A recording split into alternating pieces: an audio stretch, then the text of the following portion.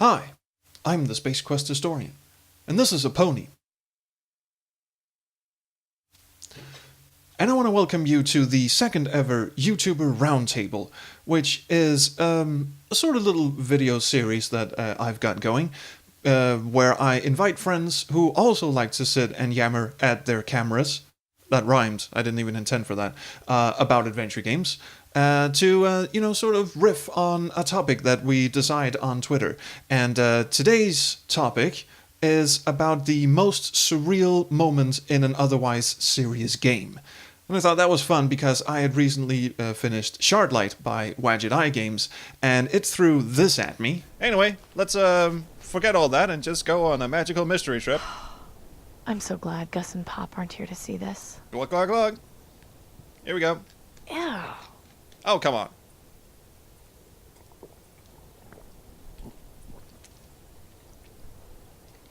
That is some swift acting stuff. Oh, hell yeah! Oh, my head is swimming. What was in that decanter? LSD. Now, there was some build up to me just tripping cult acid by them telling me that I had to go on a little spirit quest of sorts, but I wasn't really expecting it to go full on mentally unstable on me with floating heads and shit. So that was kind of the impetus. And then I sort of asked four of my YouTuber buddies if they wouldn't mind telling me what they thought was the most surreal part of a game that they had played. So first up is my good friend Ikifoo, all the way from Scotland, with this little number. I know we're looking at surreal moments in otherwise serious games, so I think my choice only half counts, but honestly, it's a miracle I'm getting this recorded in the first place. Cafe Rain has you return to small town America after many years to attend your grandfather's funeral, after which he decides to stick around and investigate just what put him into the vegetative state he'd been living in, which apparently nobody managed in the past few decades, but alright, gone yourself hen. It doesn't take long for things to feel a bit off, but the game mostly sticks to houses and police stations and ain't these folk quaint, fairly mundane real-world stuff with a hint of the might be weirds. Then you go to sleep and it goes full-on fucko bizarro. There's flesh walls, skulls, embers, a cog-filled window, one of those creepy bastards is upside down, he's wearing a suit, it's all wrong. The most normal part of it all is the chess game they're playing, and even that's implied to be something greater than what we're seeing. And after some sinister dialogue that won't make sense until later, and even then it's iffy, back to reality we go. Or do we? Okay, we do, but it's still weird. Not the only time this sort of thing happens in the game, but given we go from vague hints to industrial strength David Lynch, all in the course of one scene change, I feel it captures the spirit of the topic we spent like 20 minutes bullshitting about on Twitter. Thanks, Gordon. And next up is some guy whose example is from a game that I never even heard of, much less played, so this is really weird. Well, okie dokie. Now, what do I think is one of the most bizarre moments in adventure games? Now, to be frank, there's going to be some recency bias with this because, quite honestly, nothing comes to mind. So sure, I can go for Silence with that whole weird little girl licking a strange plant and then, well, tripping balls. Ooh, It's not all pleasure, it's not the lack of love. Darkness has descended, descending the drugs. Fat Jack, Terry and Lloyd, last days of Rome, eating chili. The TV sucks and my head is full of bugs. Darkness comes, man, sending the drugs. Sending the drugs. Evil dead, Sending the drugs. don't stop. What to the end? Sending the drugs. There's a jackal high up on a hill, waiting for the cry, waiting for the kill, waiting to move, and when the killing is done, sending the downs and sending the drugs. But I feel like that's almost commonplace in that game, considering later on her brother, well, inhales some fumes and begins to, well... Wow, what a huge flower. And it's full of pollen, which of course I'm probably allergic to. Don't breathe it in. Don't breathe it in. Huh? That smells kind of nice. Evil dead. Don't stop. What to the end?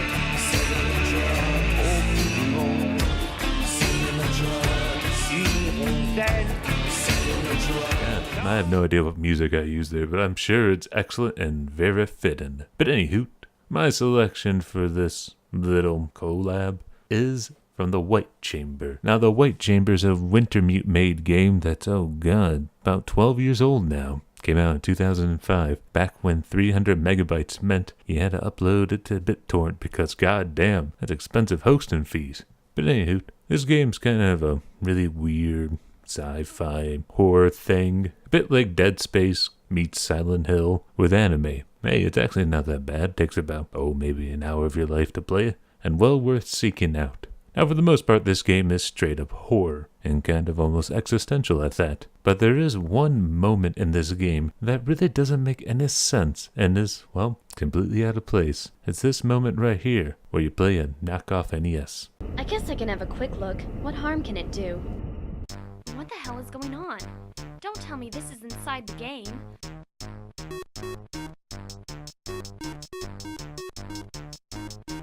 The screen won't scroll. Looks like I'm trapped in here. I need to find some other way to end the game. The door...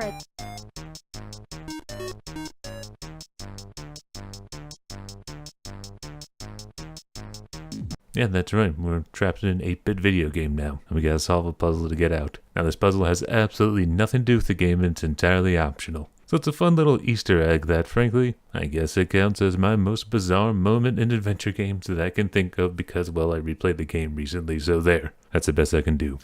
Thanks, man. And next up, we've got this tale from eyeofonyx, who is pulling out an old classic. Best surreal moment in an otherwise serious game. A surreal moment that instantly comes to mind for me would be the defeat of Roper Klacks in The Longest Journey. As one might expect from a fantasy adventure, you get to a point in the story where you have to defeat an evil wizard. In this case, an alchemist by the name of Roper Klacks. So you go to his floating castle and you confront him. He does have a penchant for stealing souls and turning people into stone, but luckily you convince him to let you try to defeat him with some non-magical challenges because he thinks it'll be amusing or something like that. And at this point, you can go down a ridiculous list of things like hopscotch and tic-tac-toe, which you'll just lose, or you can skip all that, open up your inventory, pull out a perfectly ordinary pocket calculator, and challenge him to a math contest. And it turns out he is terrible at math, so he loses. But he gets frustrated, of course, so he demands to see the calculator, and given that he lives in a non-technological world of magic, he's never actually seen one before, so he's fascinated by it. So he's fiddling around with it, and just when you're starting to think, hey, maybe he's gonna admit defeat and fuck off back to wherever he came from, this happens.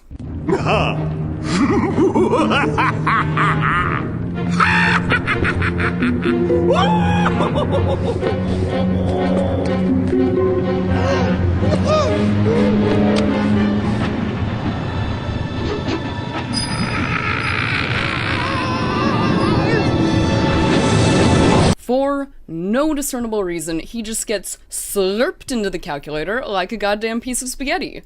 Surely our protagonist will be able to provide us with some insight about what just happened, right? And I always thought math was such a waste of time. I guess not. At this point, you move on to the game, and what we just witnessed is never mentioned again. Now, you might say people being sucked into computers and the like is simply something that occasionally happens in fiction, but we're not talking about the Encom mainframe or the television from Poltergeist here. We're talking about an ordinary fucking pocket calculator. Surprisingly, Klacks does show up in the game's sequel, Dreamfall, but while he'll give you some explanation about how he escaped from the calculator, there is still no mention of how or why he got sucked into it in the first place, and the whole thing is simply left unexplained.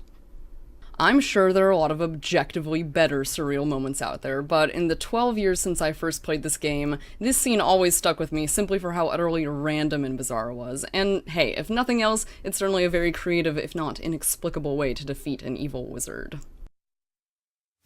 Thanks. And, yeah, just gonna Yeah. I'm fixing my hair because the next person on the list has absolutely amazing hair, and I don't want to be upstaged. So, ladies and gentlemen, here's Scarfhulhu. A couple years back, I reviewed Phantasmagoria 2. As silly as that game can be, I do think it's fun. Probably because it's silly. And there are many moments that just stand out as moments that totally mess with your brain. But there's one that sticks out like a sore thumb. So sore that it's been spanked in a BDSM club. Because a BDSM club is where you actually find what I'm talking about. It's not a psychedelic trip through an alien dimension, nor is it a horrific hallucination. It's this. Get out of here. I just want to have a drink with my friends. I said get out of here. This scene pretty much just happens. It's bizarre. There's no context to it. It feels like an Easter egg, a bit like that Batman one that was just left in the game for laughs. No attention is drawn to this moment at all. These guys just dance off screen, and that's it. That's all you need to know. See ya. How can I continue with my life when the very fabric of my mind has been torn asunder, when everything I know is flipped into this twisted hell dimension where three men can dance off screen and nobody says anything? Maybe I'm overreacting. I just don't understand. Why is this a thing? Why does this just happen? There's so many questions here. I don't think any of them will ever be answered. Ah, yes, thank you, everyone. Now, you're probably all wondering what I think is the most surreal portion of a serious adventure game, and I already mentioned Shardlight, and that really is one of the top ones, although I can't possibly beat the amazing Phantasmagoria 2 dance. I mean, that's just fantastic. But it's strange how the 90s were actually, especially the late 90s with FMV games. It's funny how those are always the games wherein they throw in these really surreal moments, because if you can't win them over with bad blue screen effects and horrible acting and stuff, Phantasmagoria, then you just throw weird shit in.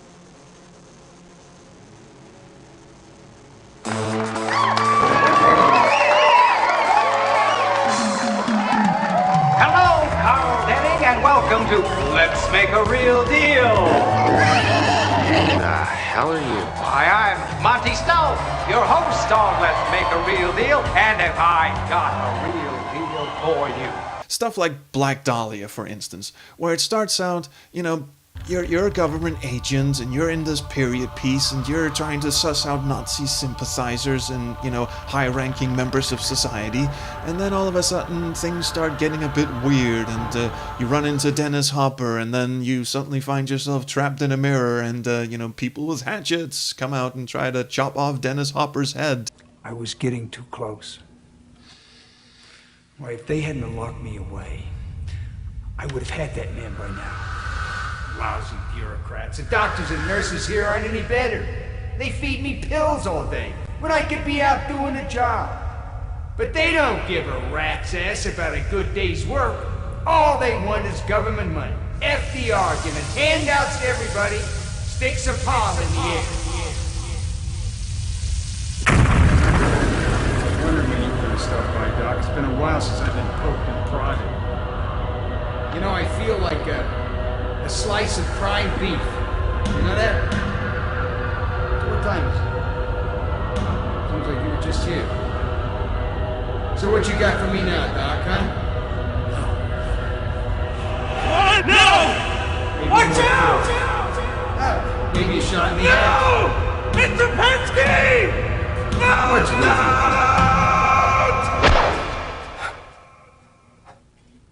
What's happened? You know, that kind of stuff. But Black Dahlia kind of leads you into it. It starts off a little weird, and you always get the sense that something really weird is going to go on. And then, by the end, it's just complete batshit insane. So that's not really like a left field kind of, what the fuck was that? It builds up gradually. And the only other example I could think of is from a game that's not necessarily serious in tone. It's Leisure Suit Larry 7, and I think you all know the scene that I'm gonna put up on the screen here. It's the bit where you're playing this dice game, and she spikes your drink, and all of a sudden, boom, Larry goes on this magical mystery trip in his head. So I actually don't really have as good examples as my lovely compatriots, which is why I'm extra happy that I invited them to partake in this video. So thank you, gents and lady, for making me look not so bad in my own goddamn video. So thank you, Ikifoo, thank you, eyeofonyx, thank you, some guy, and thank you, Scarfhulhu.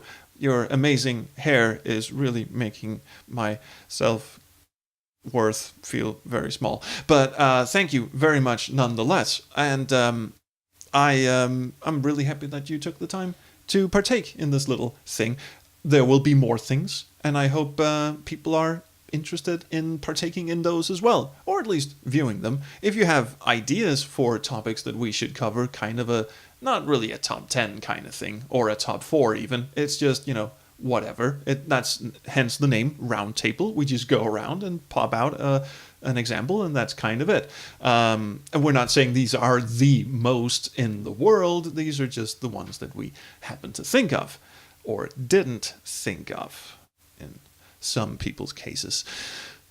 But anyway, if you do have suggestions, feel free to field them to me on Twitter at SQHistorian, or just leave a comment on this video. That would be nice. In fact, do like and subscribe and all of that jazz, whatever you kids do. But I really do like the comments, and I know my compatriots do too. So please leave me one if you want to. If not, then hopefully I will see you around the Chroma stream.